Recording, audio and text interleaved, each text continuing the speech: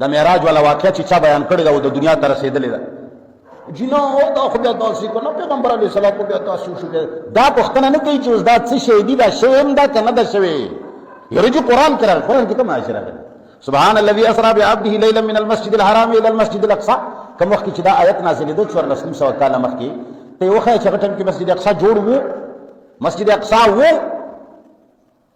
دا خو عبدالملک بن مروان جوړ کړی دی د پیغمبر د وفات نه پرېږده د عمر او د ابوبکر او د علي نه هم ډېر وروسته جوړ کړی دا خو دې کې خو هجرت د مدینې مراد دی نه چې دا خو علماو لیکلي دي بیا د ورلرې که دربانه اورېدلی دی هلکه ورلرې که دربانه او زه جبرائیل یم او بل پلانی دی یوه خبره ده بس روانه ده ښکارا در په حکم کې ترمیم کوي دا خلک سجدې چې غیر الله ته د تعظیم کوي دا خلک سجدې چې غیر الله ته د سلام د معراج پر رابطه باندې چې د مسجد اقصی نه بر اسمانونو ته تللی دی دا زمونږ د اهل سنت والجماعت د ټول عالم اسلام د نبی علیه السلام مبارک نه راونیسه تر دې دمه پورې او دې وخت نه تر قیامته پورې د ټول عالم اسلام دا مسلمه عقیده ده چې د دین منکر گمراه او د اسلام نه خارج دی او د قرآن کریم نه د نبی علیه الصلاة والسلام معراج ثابت دی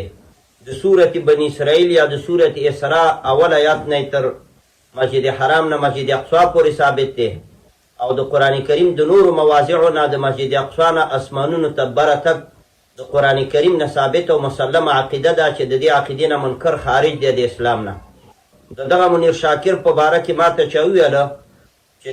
د معراج د شپې په رابطه باندې څه جکوالی دي او ګډې وډې ویلي دي او دی ویلي چې نبی علیه صلات وسلام د امهانۍ بیبي کرو او مولایانو دا ډرامه جوړه کړله العیاذ بالله د دې ناولې عقیدې نه چې د معراج ته لاړو نو دا چې د چا عقیدې هغه کافر دی او هغه مشرک دی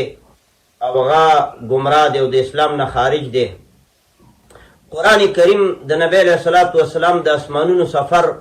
په صفا ټکو باندې په صورت بنی اسرائیل کې ذکر کړی دی الله جل جلاله فرمایي وما جعلنا الرؤيا التي أريناك إلا فتنة للناس والشجرة الملعونة في القرآن او په عجیب انداز کې ویلی دی الله وایي موږ نه دی ګرځولې هغه نندارې چې موږ تا ته د معراج په شپه وښودې موږ نه دي ګرځولې هغه نندارې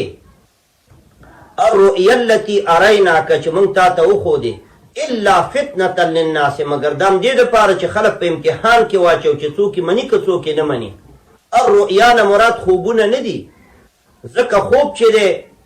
دا خو ټول خلک مني خوب کې که یو څوک معراج وګوري دا خو موږ او تاسو مثلا لیدی شو بل څوک هم لیدی شي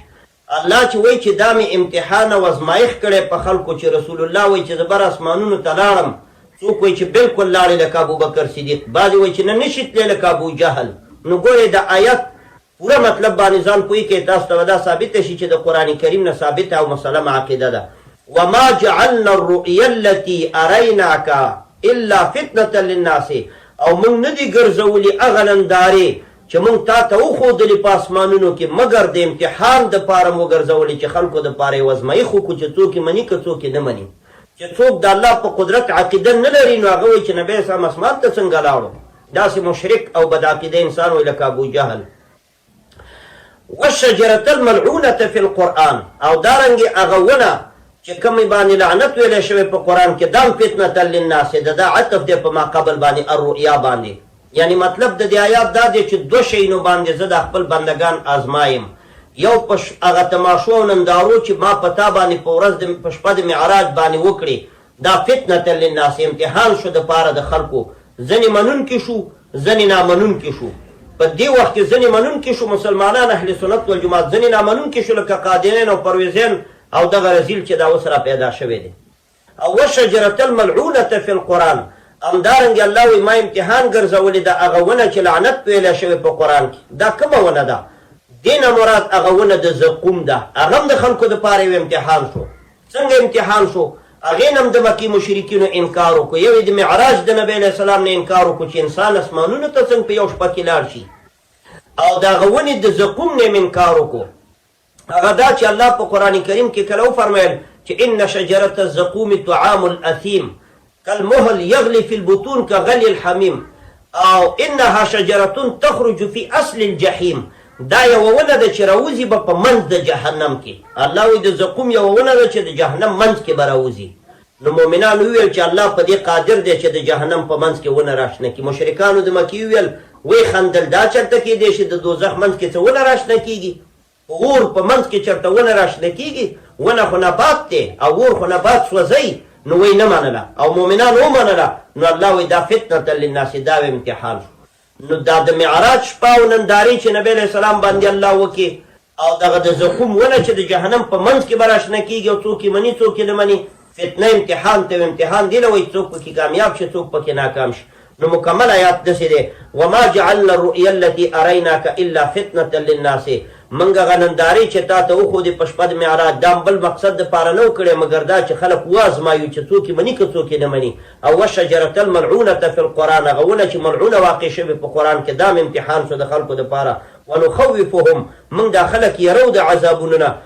فما یزیدهم الا طغیانا کبیرا. الله وی دوی لره دا یرول نه زیاتې مګر سرکشي لویه، نورم سرکش شي او رذیل شي. نو عزتمندو د نبی علیه السلام برکت دا د قرآن کریم نه ثابت دی، د متعددو احادیثو مبارکو نه ثابت دی. د دې عقیدې نه منکر کافر دی.